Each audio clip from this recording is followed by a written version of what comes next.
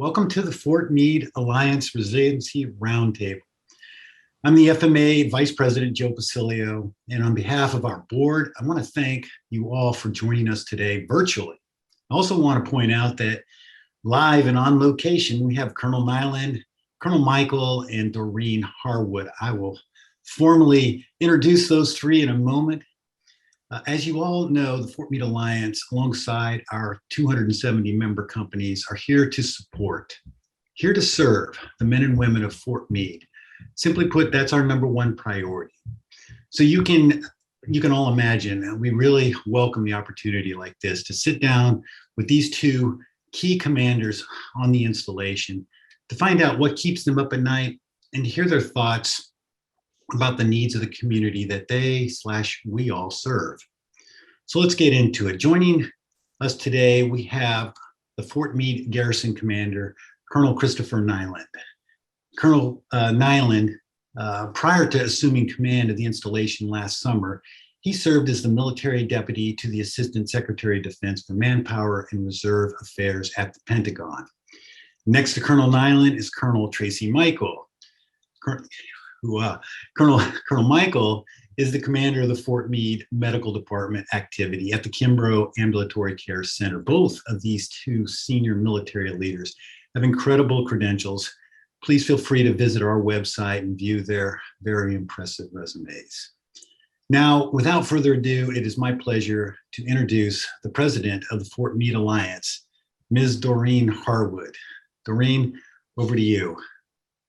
Thank you, Joe, and good morning. And thank you, Colonel Michael and Colonel Nyland, for being here today, for being part of this great conversation. We look forward to talking about lots of things and primarily to focus on resiliency. So with that, let's start off by having our virtual audience get to know you two a little bit better. You have a relationship, you started the military together, your military careers kind of paralleled one another. So if you could discuss a little bit about how you first kind of met and what started this wonderful bond that has ended up benefiting Fort Meade. Well, we met 28 years ago or so, I think. We met in college at the University of Washington in Seattle. Yeah. So we were both in the ROTC program.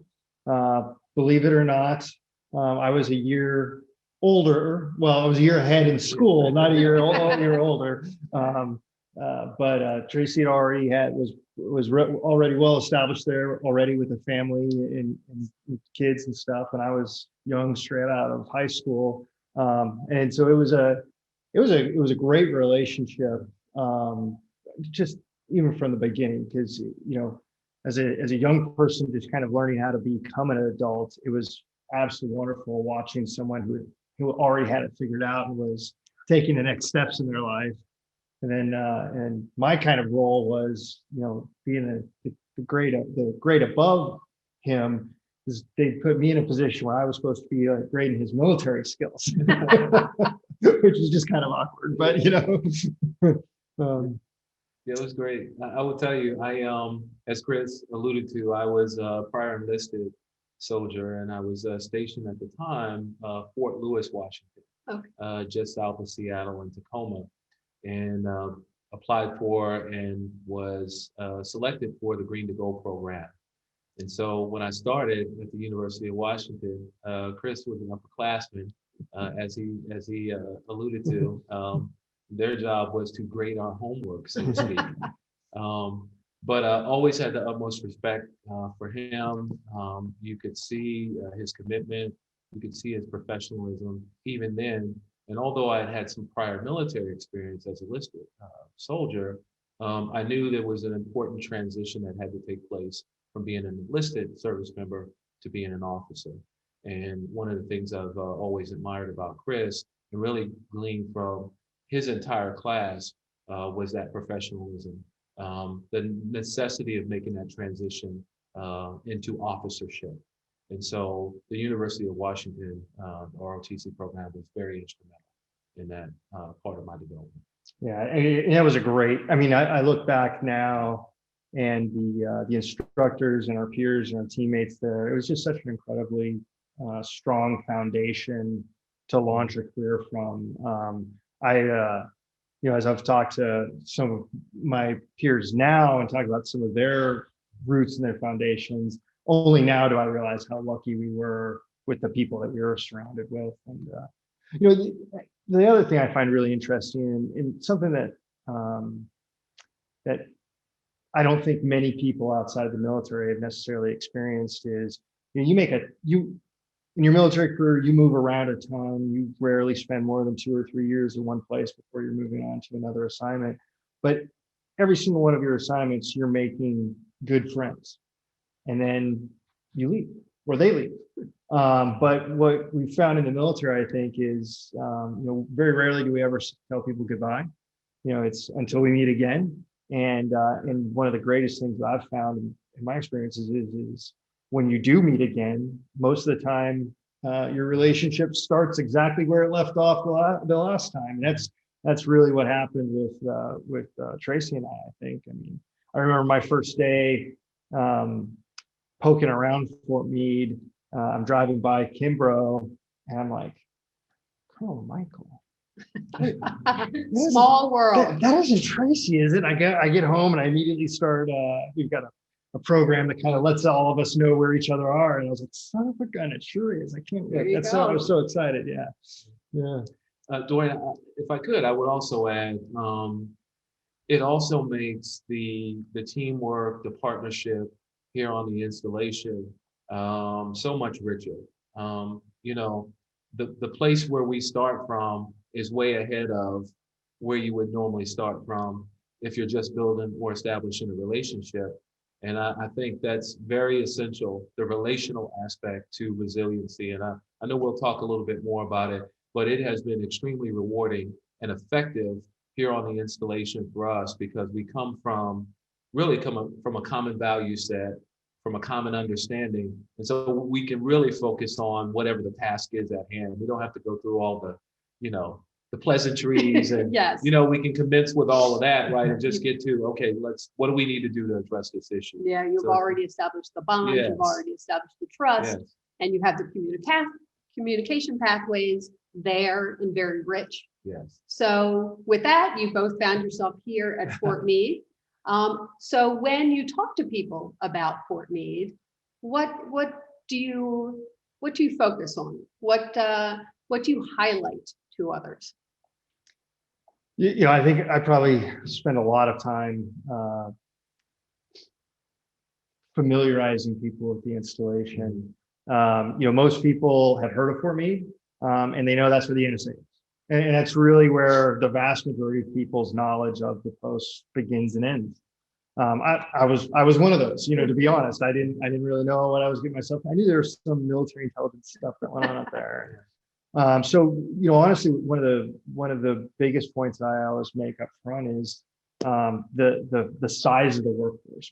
Most people are completely floored when I talk about the size of the workforce, and really the fact that we're the second most populous Army base out there, and right behind Fort Bragg. And people are like, "You got to be kidding me!" I'm like, "No." I mean, that's really. And then right behind that, I always talk about growth. We've been, I always describe since BRAC, we lost about half of our total size in BRAC, but we've more than doubled our workforce since then, and we're just continuing to grow. And your tenants. Yeah, absolutely. And then the last thing is just that one thing I always just try to really reinforce with everyone is the critical nature of the national security missions that occur here every day. And I use some dramatic language, but I think it drives home the point. It's like the service members that are here on the installation are in contact with the enemy every day. They're doing their wartime missions from right here. And it's different than what most people are used to seeing in movies or in the news with Afghanistan and Iraq. But don't mistake it. They're taking actions to compete with our global rivals. They're taking actions to defend us against actors that want to do damage to the United States, and they're doing that every day right here Right here in Central Maryland. You right in no our longer have backyard. to deploy, which makes the medical mission, the resiliency mission even more important in this virtual world. Absolutely. Things that come to mind for me, one is the jointness of this installation. As Chris alluded to, many people don't think of Fort Meade as a joint base in the traditional sense. But by any measure, this is a joint installation. I mean, we've got every service represented here, Army, Navy, Air Force, Marines, and the Coasties. And Space Force, And right? our Guardians. And Yes, it's- ma'am. Yep, I was getting ready to say Space Force. Yeah, now, you so- surprised me with that a month or Yep. two ago. I was So, shocked. so I would challenge anyone to, pick an installation that rivals Fort Meade in terms of the jointness. And that comes with a unique set of challenges as well as opportunities. Certainly partnership. I think the opportunity to do that, to collectively support the Joint Force mission, there's a great opportunity to do that. Proximity matters. So because we have the joint partners on the installation, it gives us more opportunities to sort of interact and collaborate. But you also have this aspect of the unique service cultures that sometimes, me being an Army soldier running primarily an Army hospital at this point, we are transitioning and becoming more joint. But that service culture is something that we try to be sensitive to and aware of. And going forward, it's definitely something that we're going to have to address in terms of not just the care that we deliver, but how we deliver that care so that it is culturally sensitive, if that makes sense. Yeah, it does. That's a great bridge into the Education and Resiliency Center that's being constructed at Coon Hall. Construction will actually begin in the next few months, and it'll be the first of its kind in the nation. So can you talk a little bit about, I'll turn to you, Colonel Michael, what you believe the benefits of having the Education and Resiliency Center at Coon Hall and virtually, because we do have a portal, what you think that will address with the challenges, or what tools it will provide you to help with both education and resiliency needs? Yes, absolutely. So I'd like to start by saying, and I was talking to Chris about this maybe a couple of days ago. The Fort Meade Medac in Kimbrough, we are more than just the care that we provide. We are certainly a healthcare or health service provider on the installation for the community, but we're also a health service integrator and a resource integrator. And I think with Coon Hall, what I see is a remarkable opportunity for us to serve in the health service integrator role, where we leverage all of the resources that we have in the Fort Meade Medac and Kimbrough Ambulatory Care Center from a public perspective, but in partnership with the Fort Meade Alliance, it gives us the ability to tap into the much greater resources that are available in the private sector. And you all and the wonderful partnership and commitment that you have forged to be able to do that, I think puts us in a position that we can really create a model that can be emulated, across the DoD. So what do I see in terms of resiliency? I think it has to be holistic. And I think that that's very well with your charter, if you will. Not just behavioral health, the mental aspect of resiliency, but the physical aspect, the family aspect. What are we putting in terms of resources in the hands of families to help them be more resilient, to help them to strengthen those relationships? I think the spiritual aspect of resiliency, I think, is very important. And I think when in a community like this, where you are becoming more and more diverse in terms of the services, the integration that's happening on the installation, I think in line with our people first strategy within the Army. And I think it's not just unique to the Army. I think it's a DoD-wide concept that may be communicated a little bit differently in the other services, but I think we all understand the importance, the value of focusing on our people. And so I think the Resiliency Center represents to me the physical manifestation of a place where we can integrate all of those collective resources together to leverage the full benefit, public and private resources, to make those available to, in my opinion, a population, a community that's no more deserving. You can't find a more deserving community, in other words, than our service members and their families, our retirees, those who have served this nation and sacrificed so much. I think if we have a window and opportunity to create something like this, then we ought to go for it with all we've got. Yeah, I love your emphasis on integration. Oftentimes currently we have a map of services. That was the first thing the Fort Meade Alliance did, was to provide a tool that just provided a map for everyone, Yes. all the military and the DoD civilians, as to where they could find everything on base and off base. So if you think of literally the Coon Hall and the portal that is now up and running, will help integrate all that. And just like you have in the military, in the civilian world, when you have a culmination of individual tools together that work together, it just, it makes more than the sum of those individual pieces. And I think that's the point you're trying to make. I would emphasize the other thing.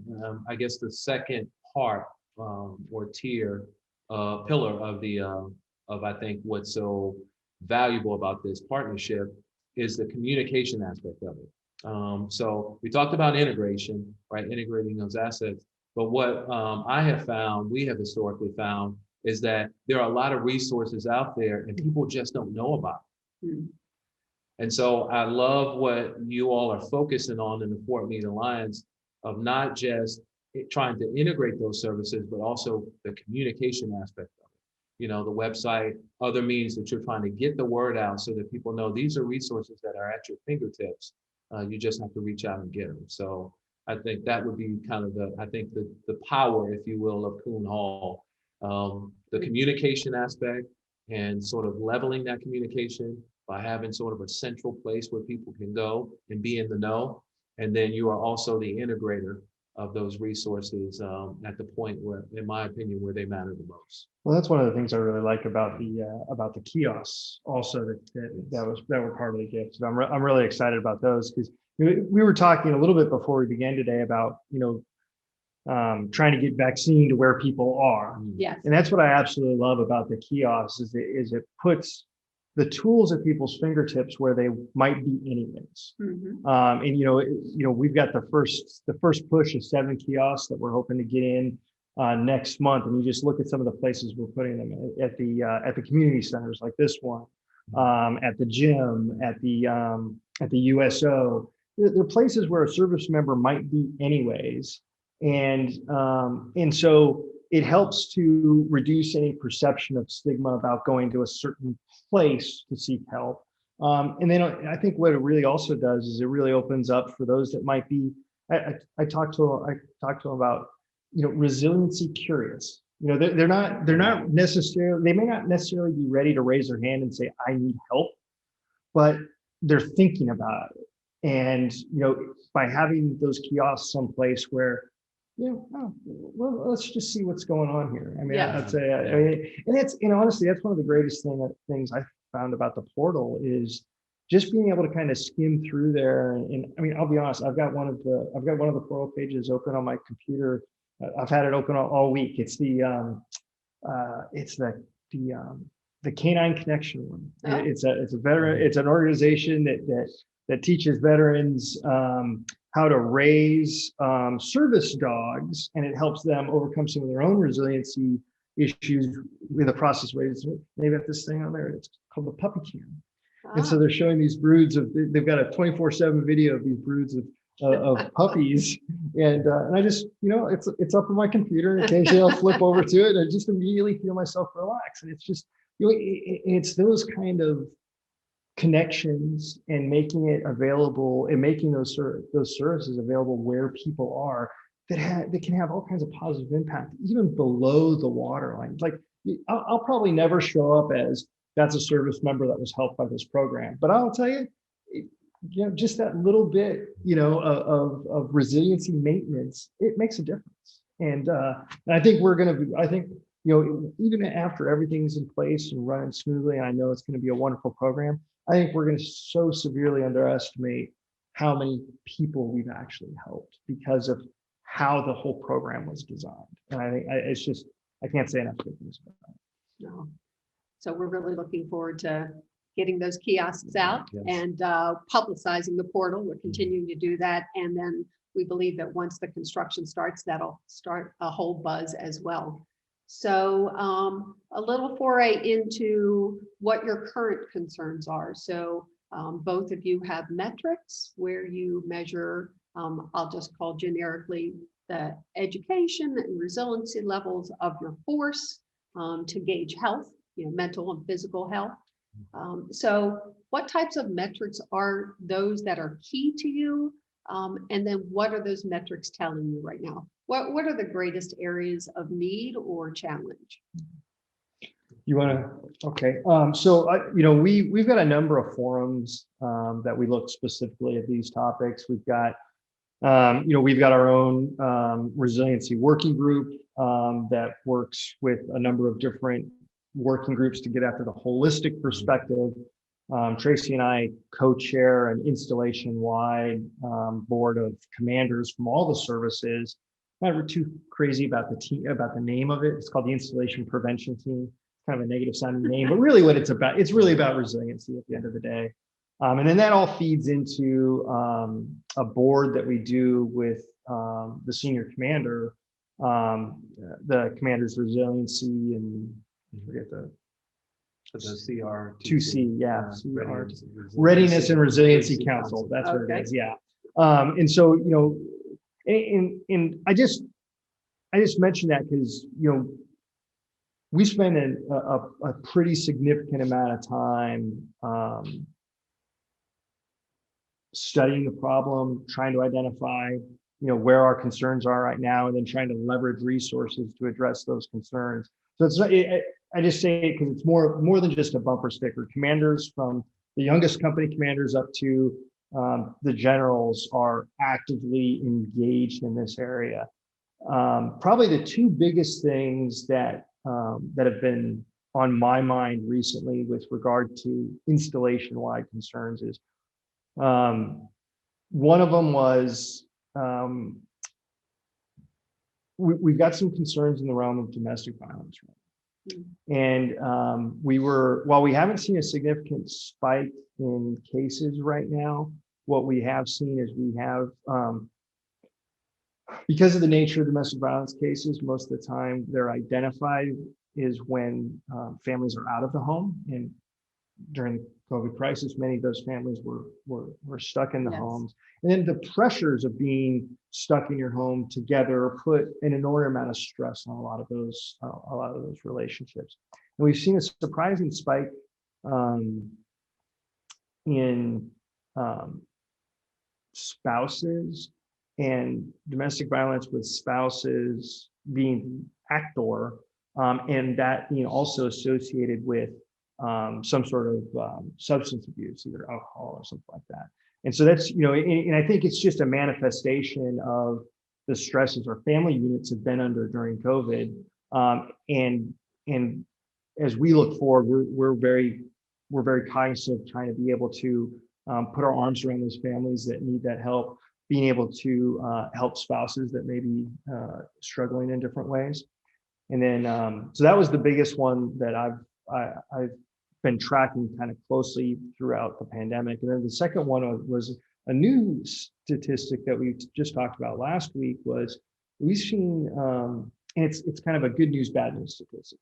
We've seen a significant increase in service member self-referrals to behavioral health, which I think is absolutely fantastic. It's a service member going, hey, I need some help. And I trust that I can reach out to this group, that they're going to help us, and the chain of command isn't going to think poorly of you. So it's like I said, it's kind of a good news, bad news. It's good that they're reaching out for help. It's a little concerning because we have seen a spike of service members needing help. But I think at least up front, Tracy's team has just been doing some amazing work with regard to embedding, creating behavioral health teams. Aligning, thank you. I never use that term, but aligning behavioral health providers with organizations so that when those providers are inside the organizations, they're not some stranger that the service member may have just seen once or twice that they're going to for help. No, this person's been around the organization. They're familiar with the people of the organization. They're familiar with the missions and the stresses put on the service members. And I think we're already seeing some really positive outcomes from his efforts. And I'm so thankful. We're so night and day where we were even 2 years ago with especially the service members that are behind the fence, serving with the NSA and US Cybercom. They're in such a better position now, because of some policy decisions that were made by General Nakasone, which were some very forward-thinking, positive policy decisions. And then I think Tracy's efforts have just been huge in that regard. So, sorry. A couple of things from me. I'll start with, as the director for health services on the installation, I am primarily focused on service member readiness. So their medical readiness so that they can be able to deploy wherever our nation needs them to go, that they can successfully accomplish their missions and then come back, return home to their families. So medical readiness is something that, I mean, it's a daily, check. I'm looking to make sure we're doing like periodic health assessments, hearing exams, vision exams, all of those things, those routine things. And like I said, it's a daily dashboard item for me that I'm gauging. What are we doing proactively as a Kimbrough? What are we doing proactively to support the installation in the units to make sure that their soldiers, their service members are medically ready to deploy? So that's like the big one. And then a subset of that, as Chris alluded to, is behavioral health. There is a nationwide shortage of behavioral health providers. That's not news to anyone. But here, as I mentioned, with the jointness of this installation and the uniqueness of the missions that And the size, the right, sheer size and the of what you're size. dealing with. And I can tell you, we've got, in many instances, we have more mission than we have manpower. I'll put it that way. And so this Aligned Behavioral Health Initiative was really focused on how can we proactively support the installation with behavioral health services. And really, during the simple goal in mind is, if we can get ahead of some of the issues, the contributing factors that are going to lead potentially to something catastrophic later. If we can identify people early that need to get into treatment, we can perhaps prevent or mitigate the impacts of some of the stressors that they're experiencing, and hopefully get them the help that they need. So this Aligned Behavioral Health is really focused on, there it is again, relationship. Establishing that relationship, habitual relationship with our multidisciplinary teams that we've broken them down into. So the average team would have a psychiatrist or a psychologist, a social worker, and someone that works with substance abuse. And so that multidisciplinary team really is sort of aligned, if you will, with that unit. So they do direct unit engagements. They routinely engage with the commanders, the leadership, to say, hey, here's what we've assessed. And it's really at a unit level. It's not at a granular level to protect the health information of the individual service members, but it's aggregated up to the unit level. And if they're starting to see trends, they want to make sure that the commanders, the leaders, are aware of that, so that they can be very intentional about trying to address some of those things, or relieve, in some cases, some of the stressors. Sounds like an incredible program, incredible structure of a program. Yes, it's been helpful. And to Chris's point earlier, when your resources are limited, and I would say it in this regard, as we have grown this installation, I haven't seen a corresponding growth in staffing at my facility to be able to accommodate the growth. So if you can imagine, if a service decides to send another 1,000 people here, if you don't also send medical personnel to support those 1,000 people, that's just an additional 1,000 people that I'm now Yes. taking care of.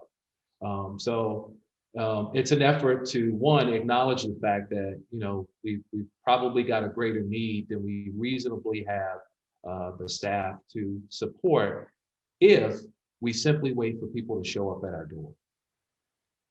But if we engage proactively, maybe we can head some things off that help us manage and quite frankly, support the community so much better than if we wait for the crisis to occur. Absolutely. And I'll tell you, as a commander, it's, having that insight into your formation that team brings is incredibly valuable. I tell the staff all the time, commanders only know what they see with their own eyes and what people tell them. And you've only got so many hours in the day where you can go around and see things with your own eyes. So having especially a team of experts like that can come in and go, hey, based on the people we've been talking to, based on the people we've been seeing, based on what we've been seeing, these are stressors in your organization that you may not be aware of. And it's powerful, because then a commander is informed and empowered to act to reduce those stressors or make modifications or do things. It's just awesome. It also sounds like you leaned upon the benefits of the foundational relationship that you had, starting back at the University of Washington, and the benefits of not being just a one-time touch, but developing communication, developing a level of trust, having some consistency, and then how you can get ahead of problems and then tackle even larger problems, whether it's size and scale of the units of the military force that you have to handle, or the complexities of something like COVID.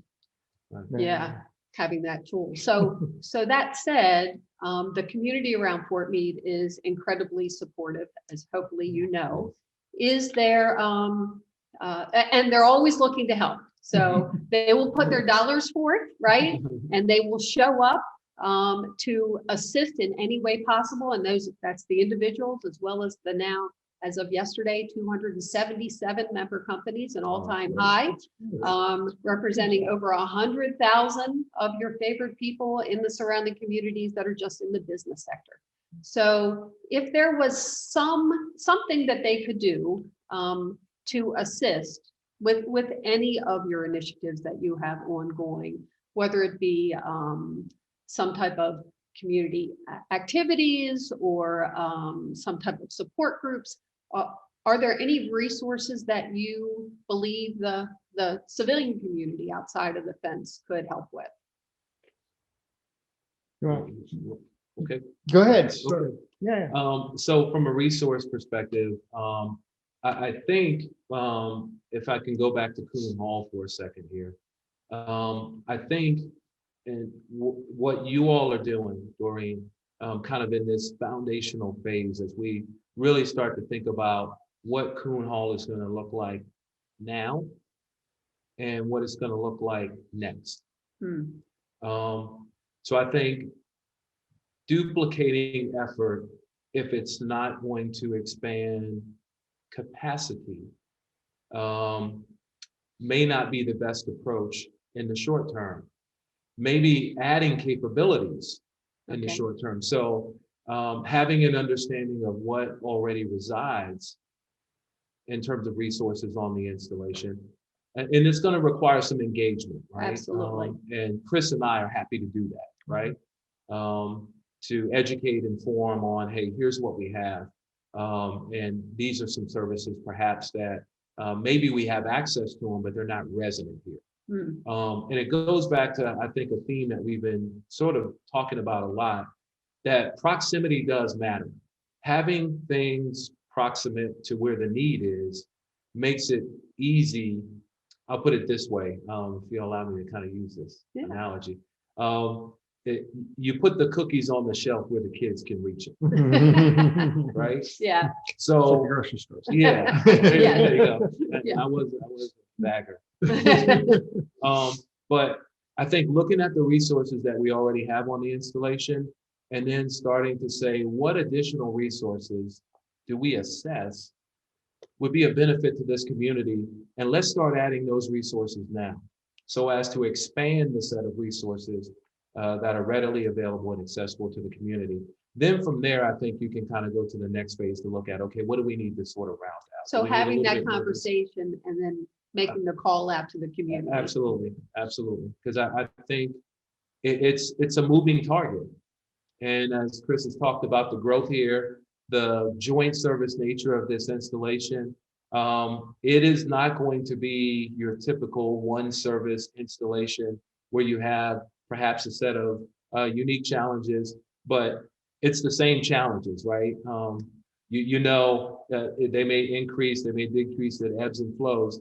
But here, I think it's more of a kaleidoscope, right? Because you've got all these services, family members, you've got the NSA, you've got these other agencies, and I think the range of services that we could provide here that would be effective and supportive of this community, I think we have an awesome opportunity to do that. And like I said earlier, really create an example for the rest of the DoD, and sort of answer the question, well, hey, if it's good enough for Fort Meade, then it ought to be good enough for Pick a Place. Yes, yes. Because when you look at the jointness of it, like I said earlier, I would challenge you to find another location that is as joint in terms of the makeup of the installation and the agencies that are here. So if it could apply here, most places it probably could apply. And then you can just sort I of think scale the things back. Healthy Cooking initiative that we've just started Yes. in partnership with the University of Maryland is probably an example of what you're talking about. Yes. Absolutely. Yes.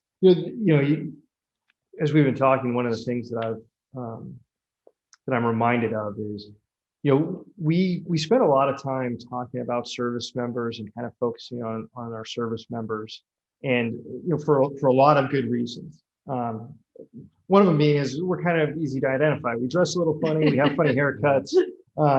We tend to talk and act a little differently. But the thing I think we can't forget is 2/3 of the workforce on Fort Meade are civilians, and oftentimes doing the same or a very, very similar job to their service member counterpart that's sitting right next to them. Now, while quite a few of those civilians are either retired, former military retirees, or maybe they served for a little while and they're a veteran and they may have access to VA, but so much of our workforce does not necessarily have access to Tracy's resources. And so but may still be having some of those same stressors in their lives and the same needs for resiliency when you look at what they do in the defense of our nation every day. I mean, I'm consistently humbled by the quality and quantity of national defense work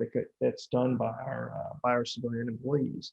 And when you, especially in this nature, it's being able to see, and it's one of the things I really like about the portal is it's not service member specific. There's quite a few of those services are available to civilians also, or civilian employees also. And I just think, again, we tend to focus in on the military, just being able to change that lens occasionally and go, okay, well, what are we doing for our civilian workforce also? Because I think that's absolutely critical. And Coon Hall will provide those services Yes, to not only the military that are serving and their families, but to the DoD civilians. I think that's one very insightful, Chris. And we talked about this again. We talked a lot. We talked about the family aspect of it. If you allow me to go back to some of the behavioral health concerns, we tend to focus on the service members a lot. But what we find is that significantly higher utilization among family members. And really, it really sort of emphasizes this point that it's not just the service member who serves and who bears, the burden of service, right? Yeah. It's the family members as well.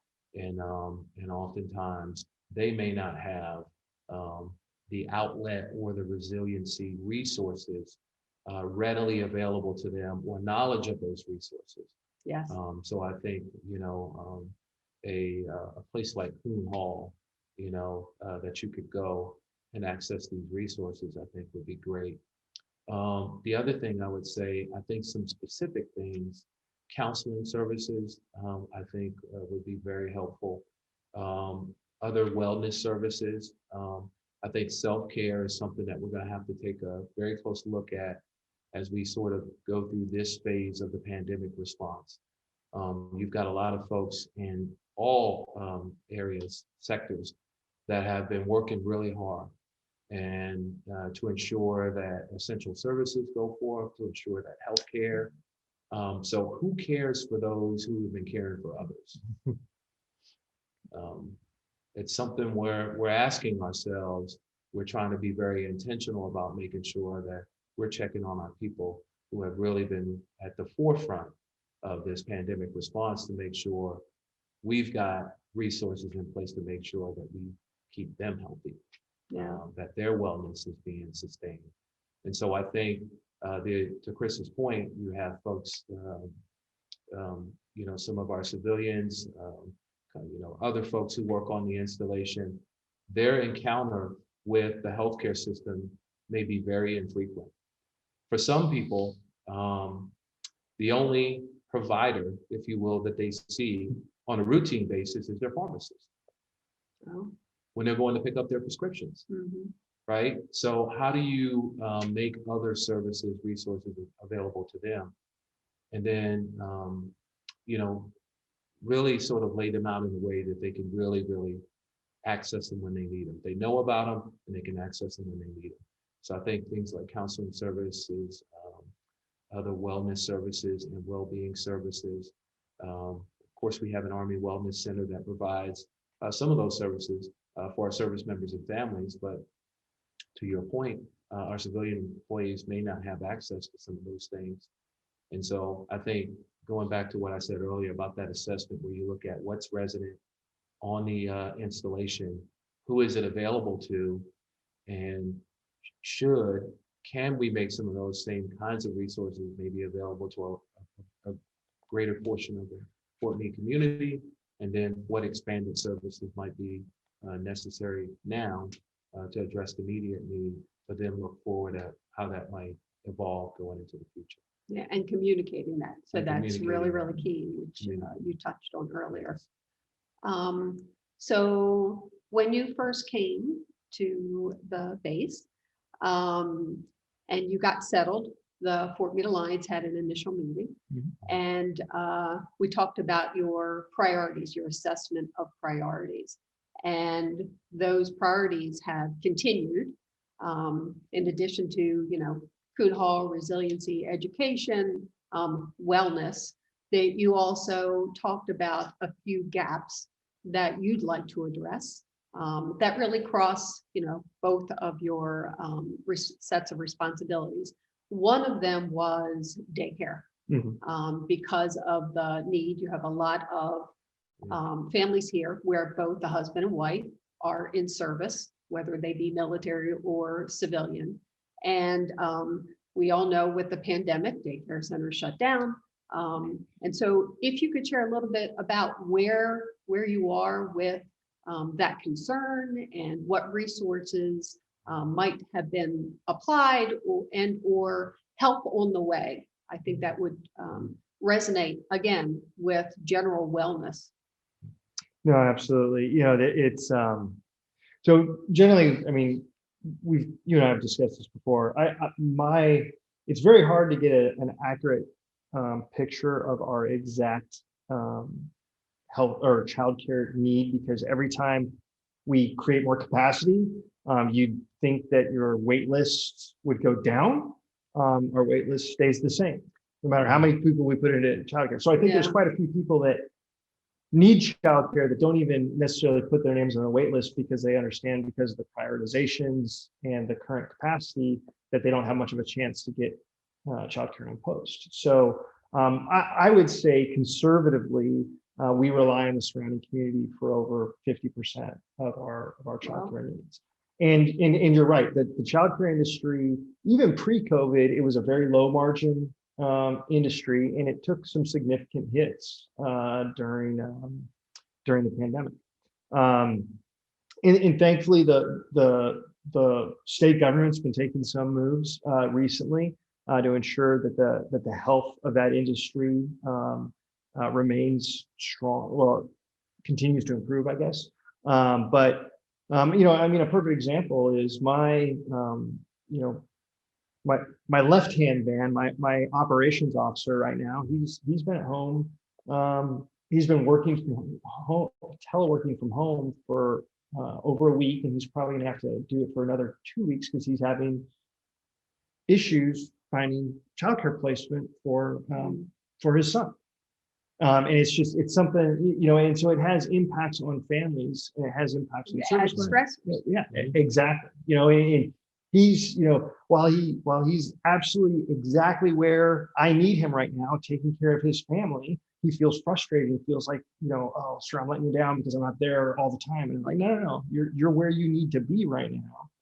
But it's interesting the second and third order impacts it has, because and we can circle back to this one later, but it also has a huge impact on spouse employment, which is another I see it as another resiliency concern, to be honest. But yeah, so right now our child care facilities are operating at 75%, primarily just to ensure that we keep the risk for COVID transmission as low as possible. Right now, the primary population that I'm seeing transmission between on the installation is with the children. And it's something that only started happening about 2 months ago, was we started seeing positive children coming into the child care facilities. So that's an area I've got a lot of concern of right now, and that we're hoping, and it's I think in our discussion with the state comptroller, where we're hoping to look at, one of the suggestions he made was that we'd identify some potential pilot programs that we could work with some of the external community childcare providers, that there may be areas that we could leverage the state to further help the local childcare industry. Yeah, he talked about tax credits. Yeah. As one of a number of ways to address the issue, but you have the issue, so then applying, it's not that proactive structure that you talked about, right? It's in your face, and you have to then start working to mitigate, and it's going to take a longer period of time. Oh, absolutely.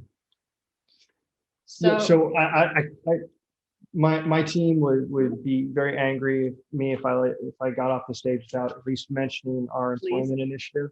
Yes. So one of the things, the Central Maryland community has been incredibly welcoming, and it's amazing the amount of interest and attention that the installation has.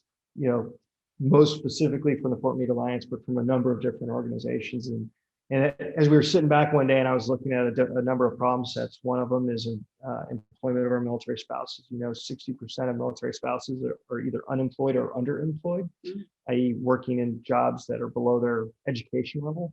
And then we've got another set with transitioning service members who are looking to find employment, whether they're retiring or whether they're leaving the service.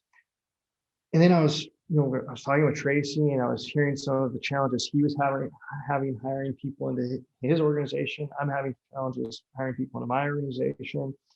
And then just kismet, I have a conversation with the Anne Arundel Workforce Development Corporation. Oh.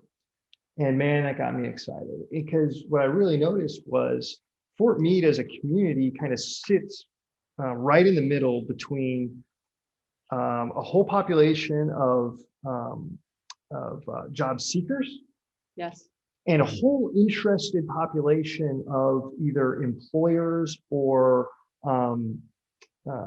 people who have assets to help develop job seekers so they can get training program. Exactly. Yes. So, I mean, some of the amazing stuff that's going on out at Anne Arundel Community College right now, just fantastic. And so right now we're in the foundational level on a workforce initiative.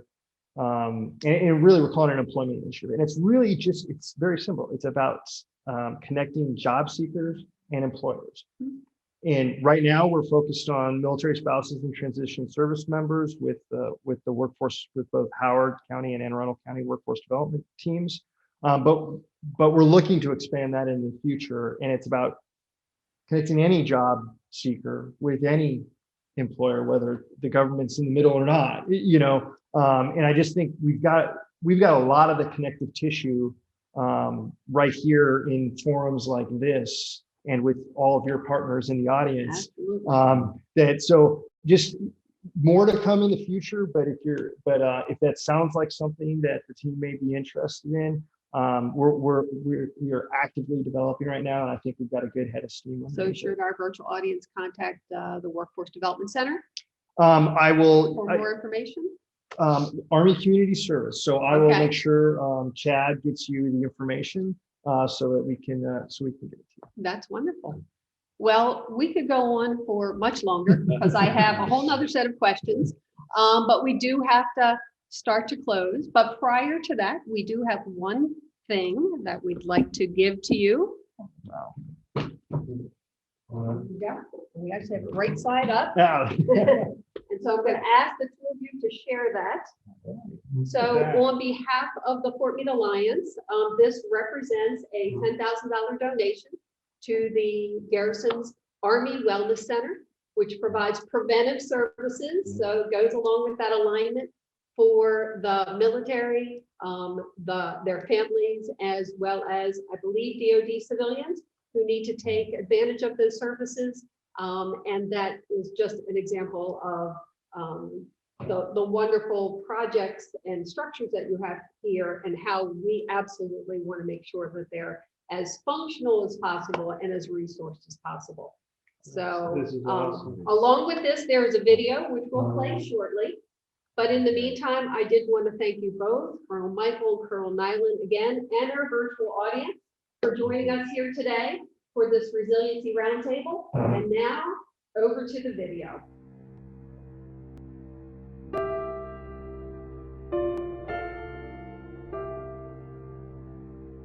Thank you, Fort Meade, for your service.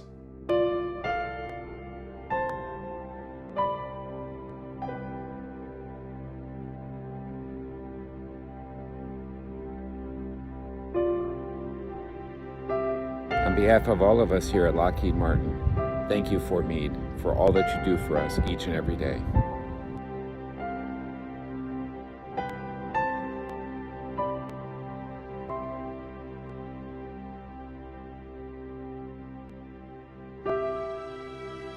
On behalf of Praxis and the Praxis family, I would like to say thank you for your service to the Fort Meade community, and thank you for your service to our country.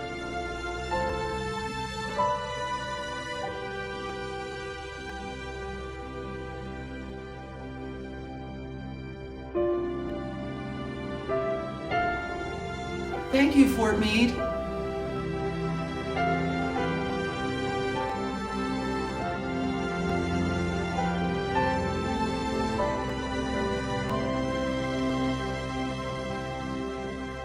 Hi, from our family to yours, thank you, Fort Meade.